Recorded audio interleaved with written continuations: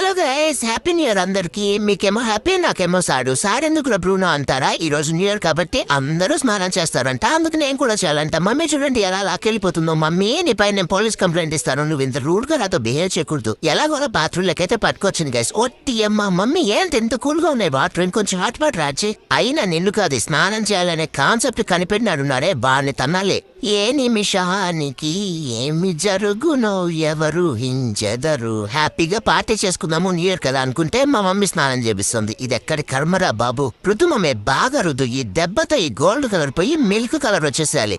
Hello mummy, నీకు face దొరికే permission. Bruno bathroom లో కింద ఎలా కూర్చున్నారు ఇవన్నీ చూపించకూడదు. నువ్వు ఇలాగే చేస్తూ ఉండు, ఏదో ఒక రోజు నిన్ను పీకేసి ఒక మంచి కెమెరామెన్ పెట్టుకుంటా. స్నానం అయిపోయిన కదా ఇంకొద్దు మమ్మీ పోతాను నేను. ఎంతసేపు పట్టుకుంటావు ఇలాగే? బయటకు వెళ్ళిన తర్వాతే బాడీ మొత్తం డ్రై చేసుకుంటాను. ఏదేమైనా అమ్మ ఊర్లో పడుకొని ఇలా పనులన్నీ చేపించుకుంటుంటే ఎంత బాగుంటుందో కదా. అబ్బా ఆహా, ఏ వేర్లేండి.